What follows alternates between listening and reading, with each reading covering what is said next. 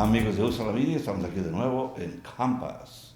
Les habla Fernando Mendez, Dani Ramos y Dylan Di Rosato dirigen este programa. Estamos en compañía de Rosalind Pichardo. Bienvenida. Thank you. Welcome. So, there's so much that I know about you, but it's all like disconnected pieces of information and so on. And I think you can do a better job with the 30-second elevator pitch.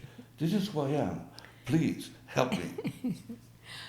Okay, so my name is Roz Pichardo, a founder of Operation Save Our City. I'm a mother of two, a grandmother of two, an activist and advocate, and outreach worker and a harm reductionist. That pretty much sums it up. That's it. That's it. Wow. It's like saying Leonardo da Vinci, painter. That's it. And then life in between that happens. Wow. Yeah, Okay. yeah. So I mean, the advocate part is I worked at Temple University emergency room for a short time, well, for about 3 years, and founded Operation Save Our City is a movement that supports families of homicide victims, and Is that still active? it's still active. Okay. And I'm a harm reductionist, I'm an outreach worker, so I live and I work in Kensington. And I also hold a position at Ceasefire PA, which is a nonprofit that deals with policy legislation when it comes to common sense gun laws, red flag laws, and things like that.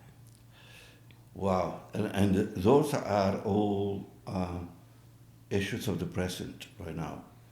It's what's in the air. Yeah. So why don't we start with some of this?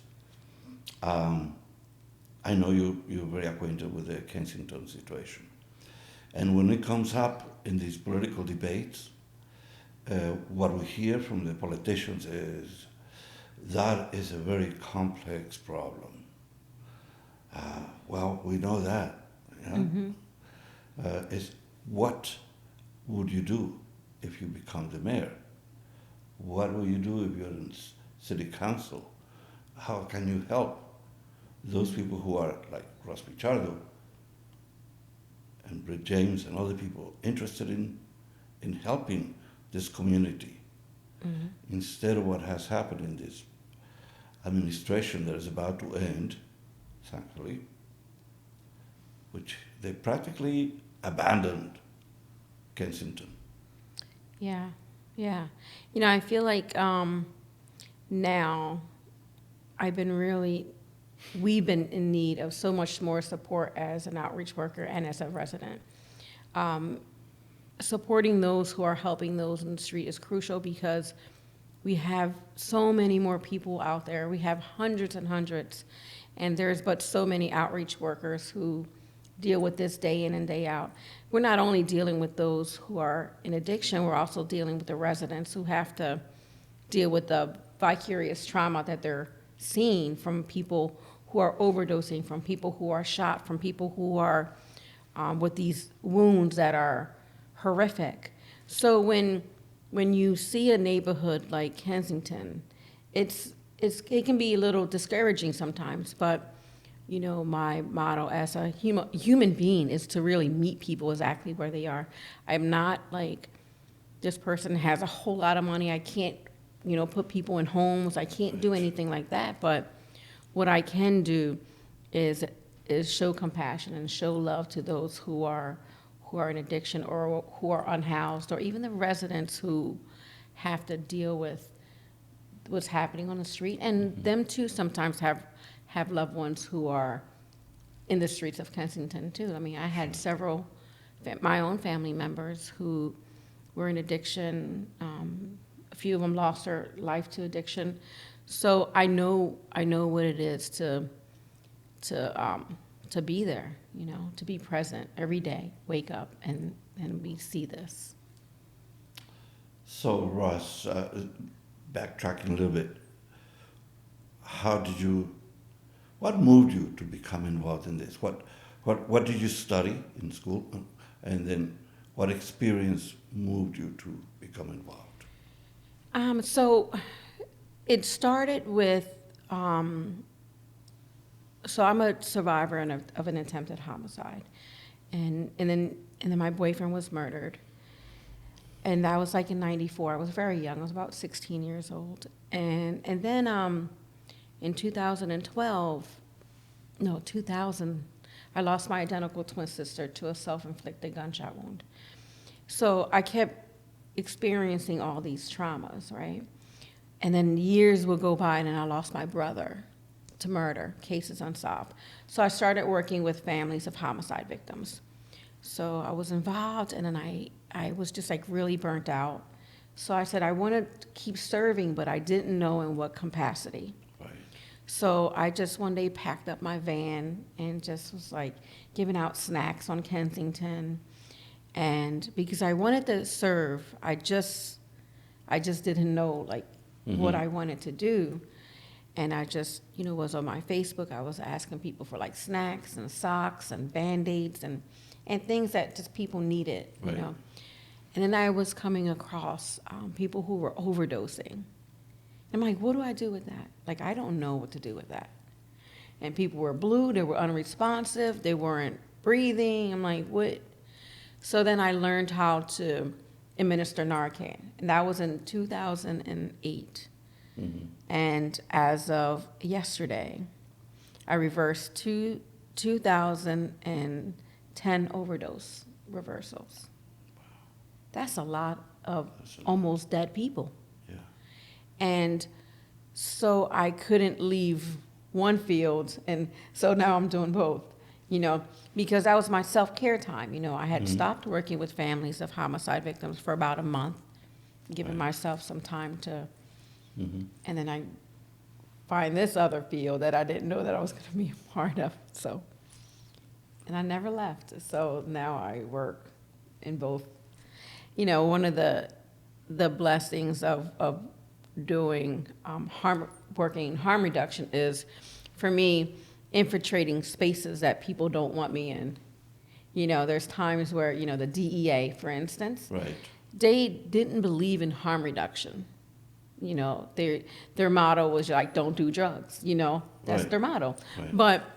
And I think it started to become clear when a couple agents been affected by this, when their own children were in addiction, and one particular agent lost his son, and that's when I introduced harm reduction to some of my friends, and they were doing this community engagement event at a high school.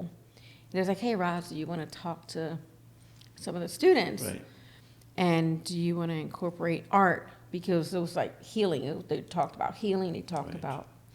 So now, I subcontract with the DEA and infiltrate spaces they don't want me in.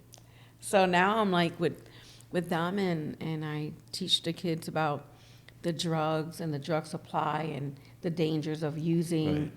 and what happens if, what it looks like to get weed. You think you're getting weed, and then it ends up being laced with fentanyl. So I share these stories with some of the kids and just really try to educate them of other options other than using drugs, Sure.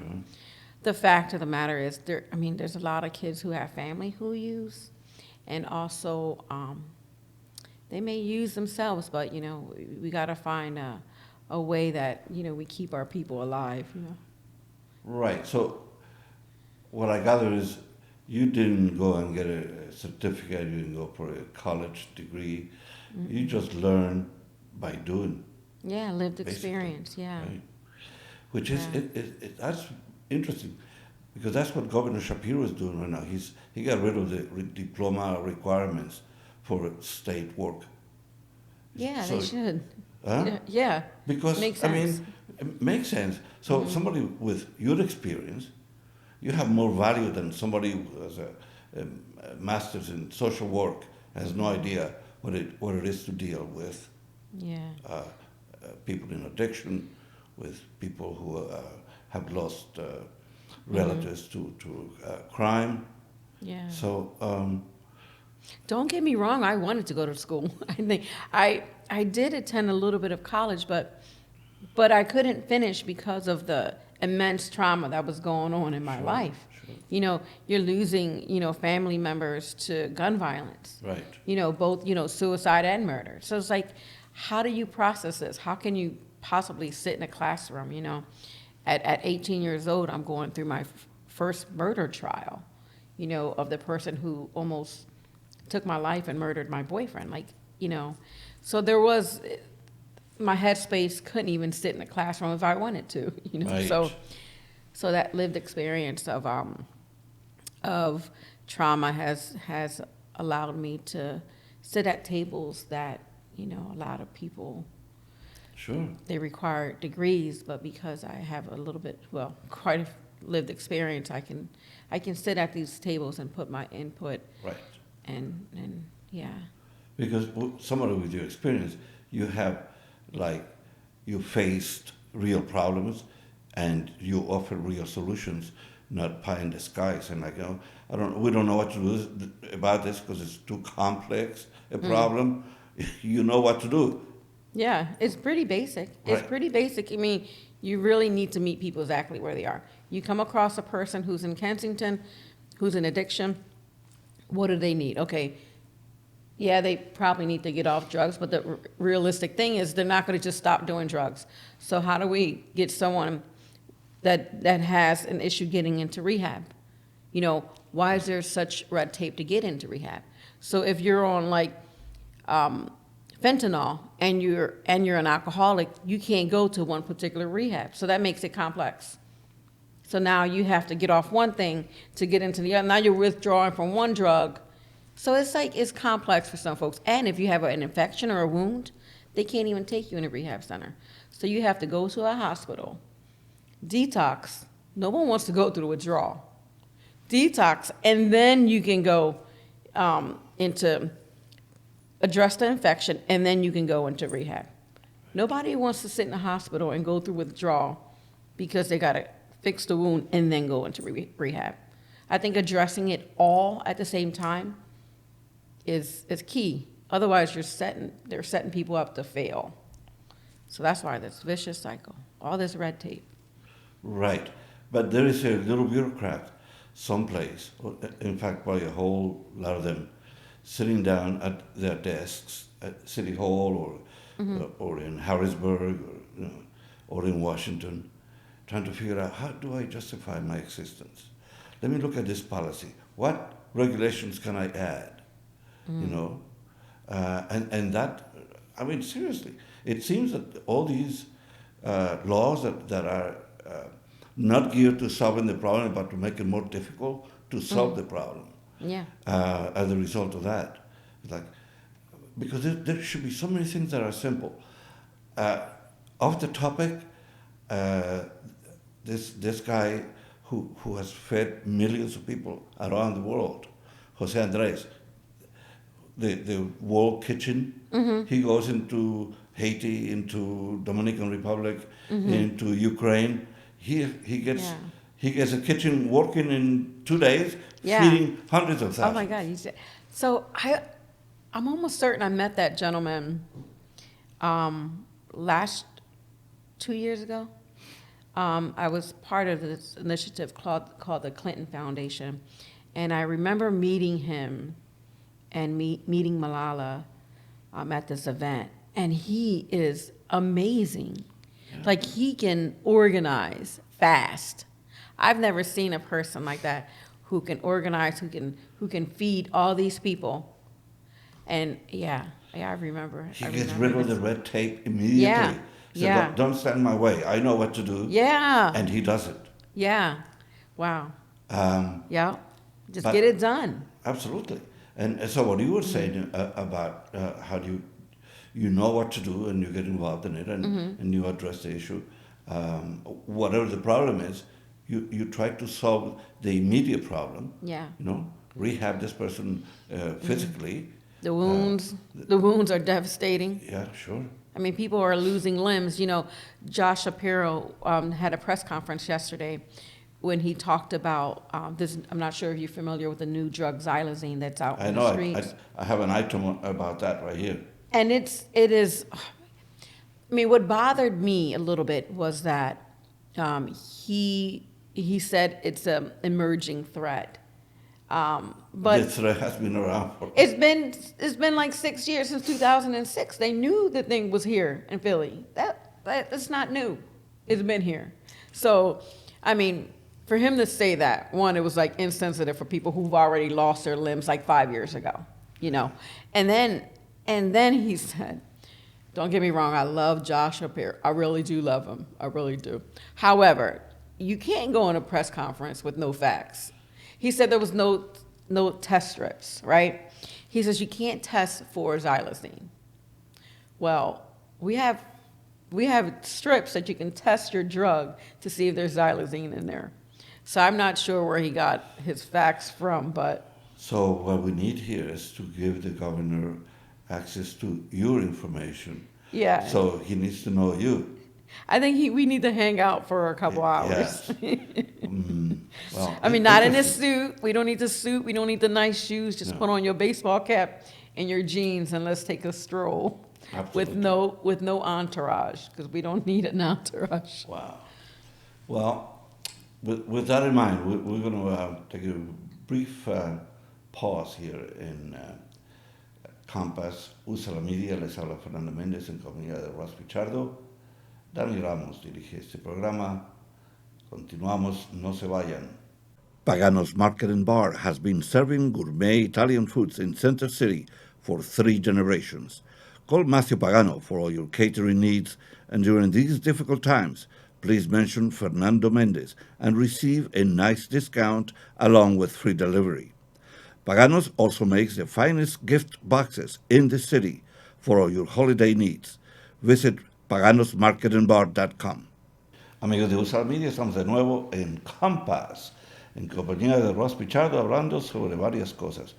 Uno de los temas es la adicción a las drogas, los problemas que hay, y una conferencia de prensa que dio el gobernador Shapiro, en la cual se refirió a una droga que supuestamente acaba de llegar al mercado, pero según Ross tells us it has been around for 6 years, maybe more, right? It is. It has been. So what is this newfound drug? So it's called Trank, xylazine. They Xylazine. call it Trank dope. They call it zombie It's drug. just for horses, no? It's for animals. They use it for mice. They use it for Okay. They use it for all animals. If it's good for the horse, I doubt it will be good for a human Right. being. It's not even made for human consumption. No. But I mean, the issue is that it's been here, and they didn't address it 6 years ago. You know. So I mean, now that Was it because there were other drugs that were more prevalent, easier to I buy, think yeah. easier to have access to them? And I think that the fentanyl was making its way, and they were doing away with the heroin. So now, when you test the products, there's no heroin in anything. It's all fentanyl. Right. So now, when they added the xylazine, it intensified the high. But the issue with the xylazine is you can't use Narcan to reverse if someone's overdosing. You know, Wow. like it doesn't work for the xylazine, but it works for the fentanyl. Right. So you still have the symptoms of the xylazine after you reverse that overdose. So they're still not going to be coherent. They're still going to be sleeping. So you still have to now wait for EMS to get this person because they're not awake. You know, the high lasts for about 4 hours. They're like sleep. And it's a lot dangerous now because, and I think he put a push on the xylazine because there's been an uprise in crime, sexual assaults of people who are not conscious, a lot of beatings, and people don't talk about the immense violence that's been happening in the unhoused population and people in addiction. Right. They don't talk about it. And if I'm sure that if you went to hospitals and looked at their stats with numbers and assaults and rapes and beatings, especially with those using xylazine, because they don't know what's happening. You know, they wake up and they're they've been sexually assaulted, they've been beaten. So it's like a rape drug. Yeah, yeah. Wow. Um, so there are people really dedicated to researching what else can they invent to do this kind of damage. I'm not even sure how, excuse me, I'm not even sure how they came across that. Right. So, yeah, well, I'm not sure how they came across that. Like, how do people just like mix? And maybe because it was easy to get just like fentanyl. right, But fentanyl is like a man-made thing. right. But I would think that, now that this is a class 3 drug, right? Is it class 3 or class That's 1? what the statement said. That it would be harder to get. Now, my question would be, is that just for Philadelphia, or is it statewide? Well, it's statewide. It's the governor, so it's Okay. statewide. So it's statewide. So I wonder if now people are going to go across city lines to get this. Like, if people are not doing it across the board, then you can still traffic the xylazine from other states. I mean, it just... Well, just what happens with everything. If it's not nationwide, Yeah. what's to stop people from going To New New Jersey. Jersey, to New York, to Yes. Ohio? So I'm hoping it slows down the immense wounds that I'm seeing on the street. I'm hoping it slows it down, a little bit, long enough so we can get a hold of what's happening here in my neighborhood, in my community of Kensington, because I'm seeing more and more amputations more than ever. Okay, Russ, let's talk about that. So the physical effect is such that it could lead to amputation. Oh yeah, absolutely. So what xylazine is it affects your veins. Right. So if you don't have the flow of the veins and it's messed up, it's constricted, then you're gonna start losing you're gonna start getting infections, craters. It's horrific. Like sometimes you can It see eats straight. the skin. Is that what it is? Yeah, it just causes infection, and when they don't address the infection, it just gets worse. Also blood infection too, to that part of the body where they're injecting, and that's been, yeah, it's hard to see, and the smell of flesh is like, it's a smell that you can never forget. Like once you've experienced that smell, and you experience it again, you know exactly what's going on. It smells like infection, really. And that's what we're seeing. So, one of the panelists in the mayor's debate says something about putting more policemen in the area. And now you and other people who have more experience at ground level say that doesn't help. Why? Mm-mm. Well, it doesn't help because what are they going to do? They're just going to sit in their cars and observe what's happening. They cannot do anything. They can't do anything. One, you got to figure out who's prosecuting. So if you lock somebody up, are they going to prosecute, or they're just going to? So that's the next step. Why is there any doubt about prosecution if there is a crime being committed? Because like now, okay, so now someone can walk around with a gun and show it, and they can't really do anything about it. If you're not pointing the gun at someone and your license or whatever, you can't do anything. You can carry a gun? Yes, you can carry a gun. Yes, you can carry a gun. I thought you require a special law. There are some states that pass those open carry and all that stuff. Nope, you can carry it. You can carry a gun. Philadelphia. In Philadelphia. In Kensington. And anywhere you want in Philly. Anywhere. And that's the crazy part. And they can't prosecute. They can't even arrest you unless you're committing a crime. And then you have tragic events like this guy who opened the door. I forgot what had happened. because the kid was going to pick up his brother, and he knocked on the Yeah. wrong door as a white man, or an elderly man. 80 years old. Yeah, scared 85 or scared to something. death of a little black kid, and shot through the door. Yeah. I don't think he was scared of the kid. I think it had more to do with race than I anything. think so. And that's really tragic, to see something like that happen. That's yeah. It's a climate that has been created in this country. I mean, I don't even want to go back to that. What's happened in the last 5 years, 6, to race relations in this country. It's like I do not Yeah. understand. Yeah. I mean, I think what made it worse was our previous administration, our previous president, who instilled more divide with the country.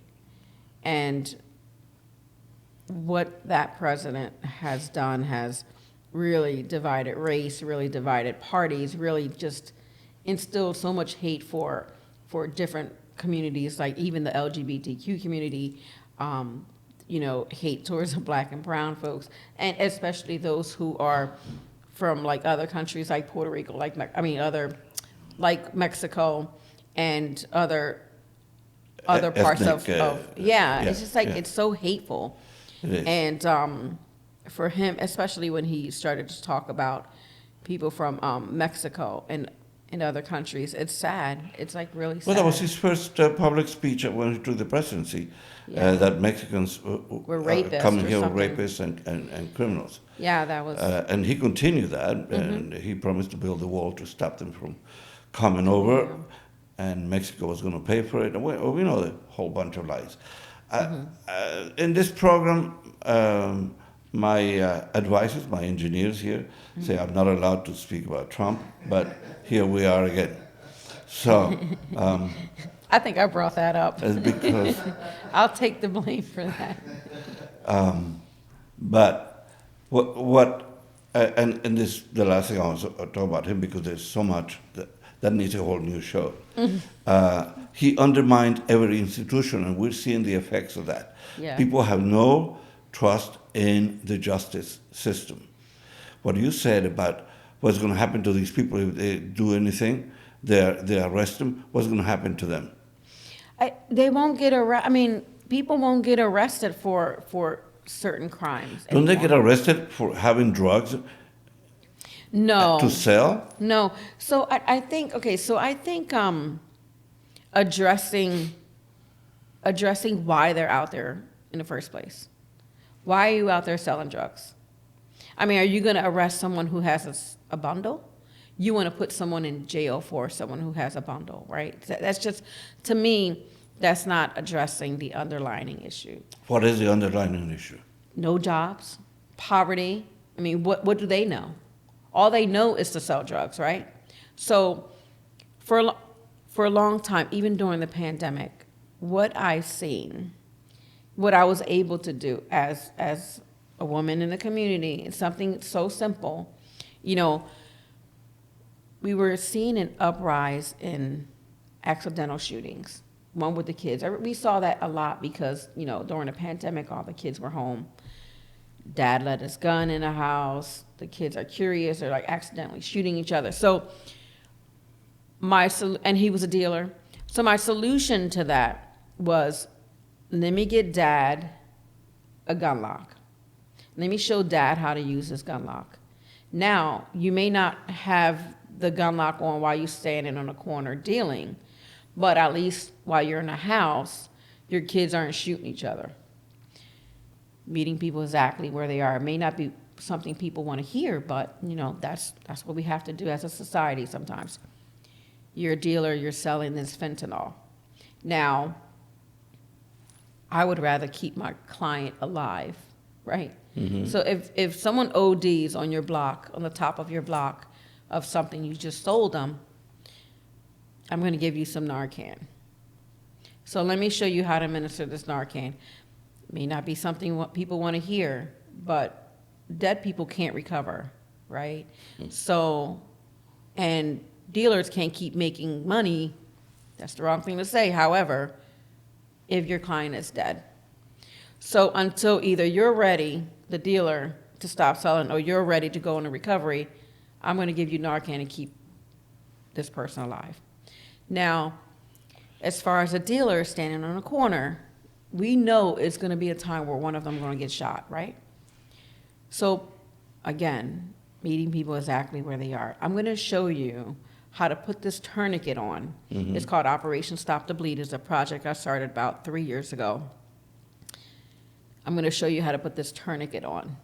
So when you get shot, you don't bleed out before you get to the ER. Right. So meeting people exactly where they are, it doesn't require a whole lot of, you don't have to be an ER tech or a doctor or any of these things to meet people where they are and to save a life. So until you're ready to get off this corner, I'm going to make sure you don't die. Well, that's one of those problems that we have, even with the goodwill of people who are interested in helping those in addiction. And the basic problem, what you just mentioned, poverty, that eventually leads to all these problems. Yeah. So we need to deal with that. But we're going to take another pause, and on the other side of this, we really talk about something that you mentioned before, which is that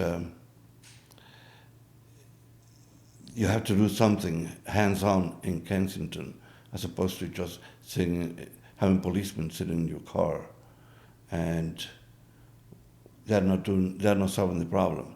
So what is the solution? Let's see if we can come up with some suggestions. I mean, obviously there's so much conversation around this issue, and no real solutions in sight. I just don't see it. For poverty, education, poor housing, unsafe streets, where do you start?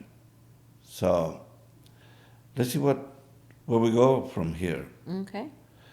Estamos en Campus, USALA Media, les habla Fernando Mendez, en compañía de Rosalind Pichardo, hablando sobre la adicción a las drogas, Kensington, los problemas que no se han resuelto. Regresamos en un momento.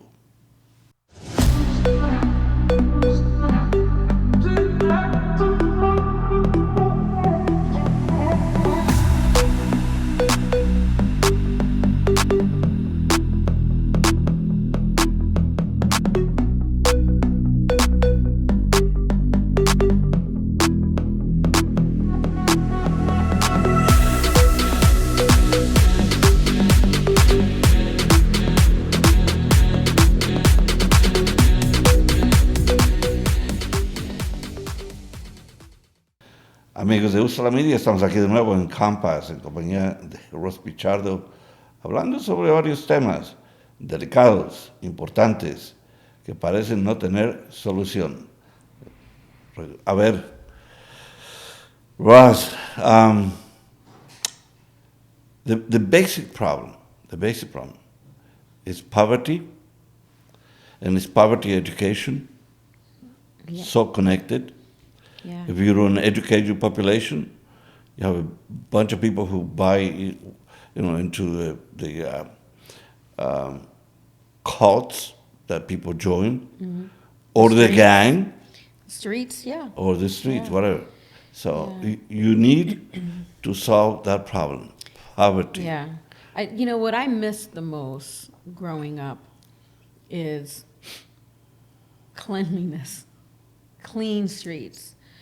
Appreciating your home, appreciating your block, appreciating what things look like.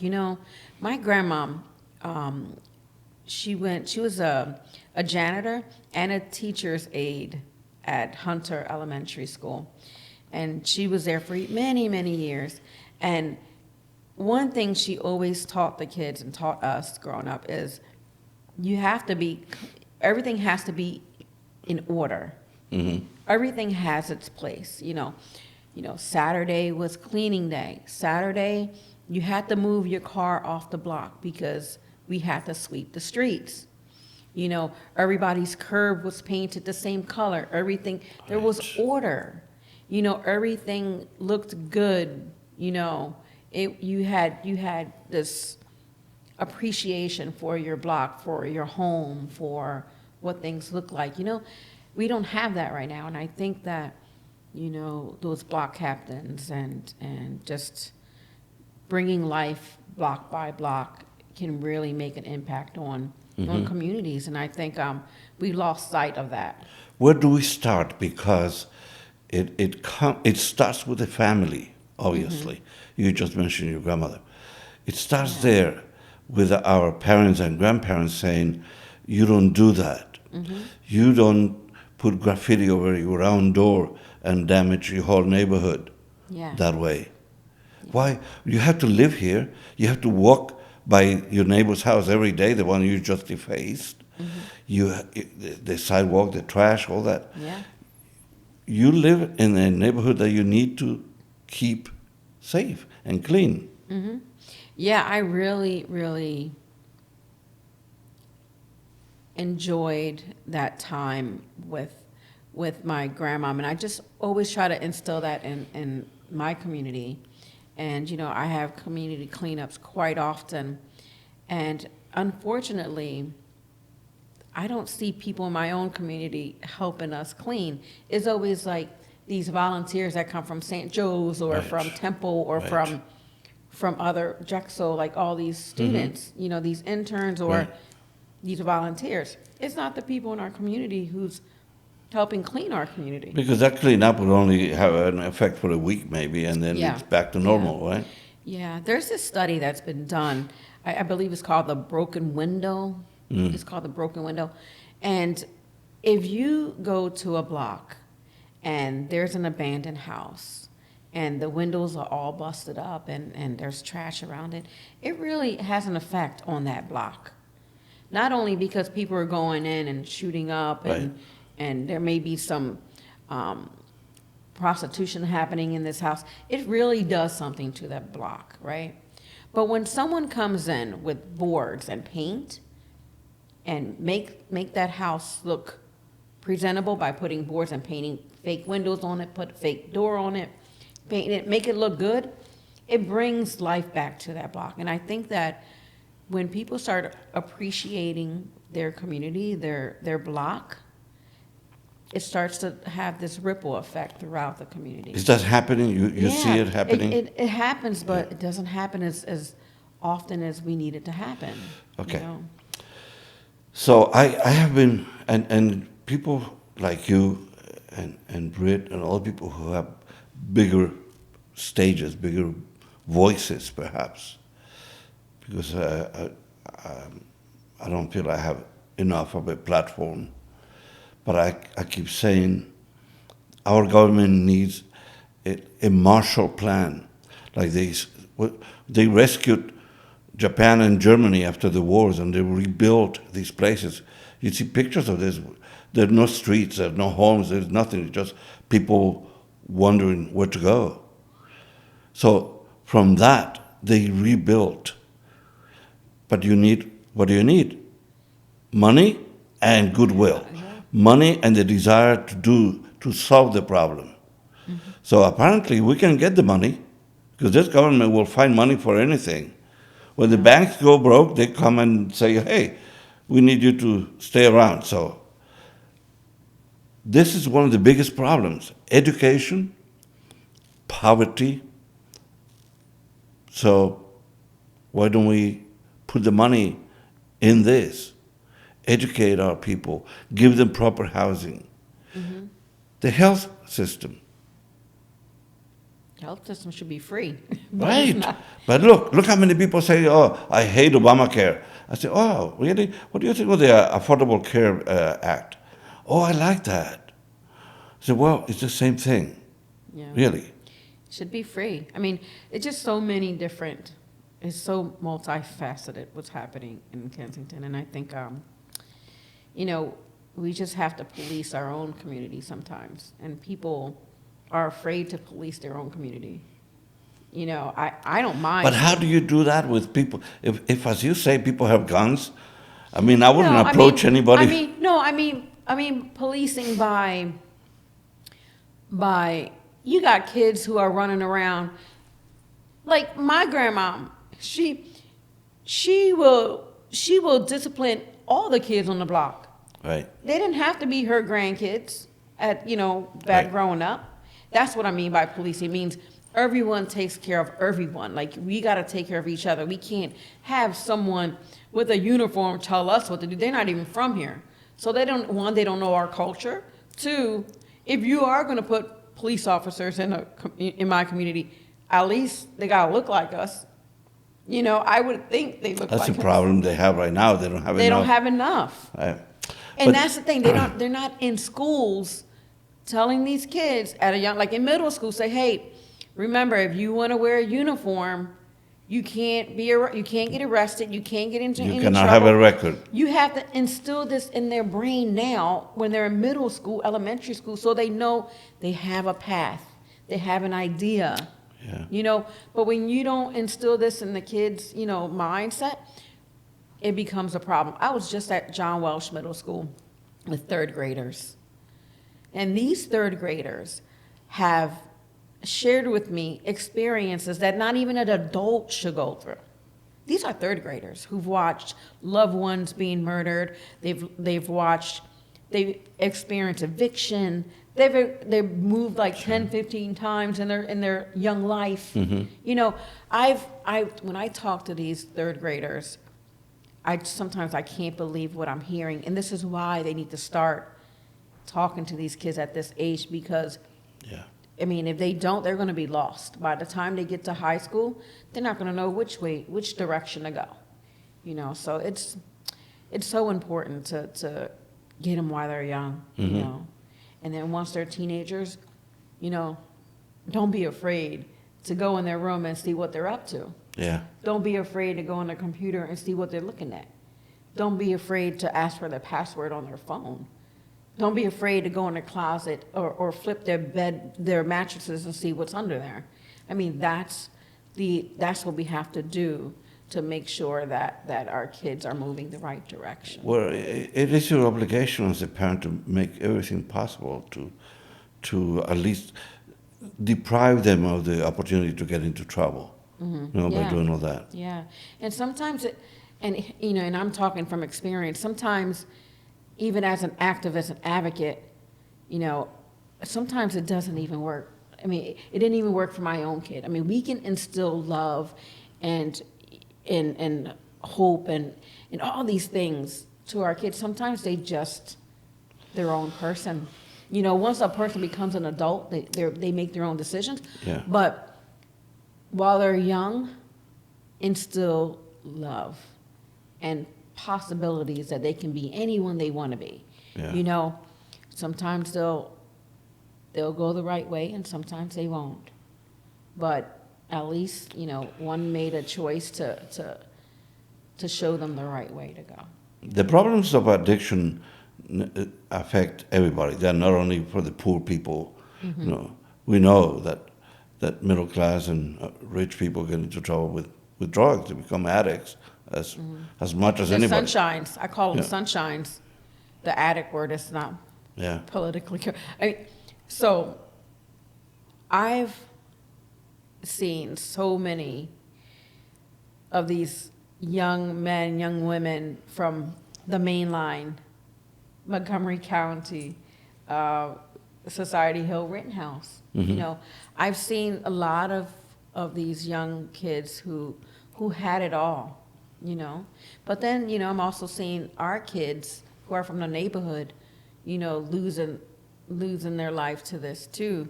Right. But it's just, and it starts with something as smoking weed, right? Yeah. They think, because it's legal, because you can get it from a dispensary, it's okay to smoke. It's not okay either. So you because- still think of that as an open? Oh, it's tainted. so- Everything, if yeah. it's not coming from the dispensary, Yeah. then it's got fentanyl in it, and now you're Right. hooked on fentanyl. You know, you're going to go out and get oxys or Percocets from the Right. street, and you think you're getting oxys, Percocets, or benzos. Sorry, not. It is tainted with fentanyl. If you buy it in the street, that's bad. Now you're addicted. Yeah. You're addicted to this drug that is going to be difficult to get off. Well, that's the kind of education they need to impart in, the high schools and well, all the schools. Yeah. Well, Roz, you have a camera. You will leave a message for the community about what we can do. Yeah. So if you want to volunteer and help out the community, you can reach Operation Save Our City at gmail.com, or you can go to Operation Save Our City Facebook and Instagram. And I can sure lead the way to some volunteer work, some community work if you want to get trained on how to administer Narcan or how to stop the bleed. Operation Stop the Bleed, I can also train you in doing that. So reach out. It's great. I think, again, it's commendable what you do. It takes dedication and courage and love for the community. So congratulations and all that. Yeah. And I want to thank you for coming on my program. Thanks for having me. Took a long time to get you here. Thanks for having me. Thank you. Hemos estado en una conversación con Rosalind Pichardo hablando sobre varios temas. Agradecemos mucho su sintonía, su atención el día de hoy. Se despide Fernando Mendez en Campus. USALA Media. Este programa lo dirigió Dani Ramos. Muchas gracias. Hasta la próxima.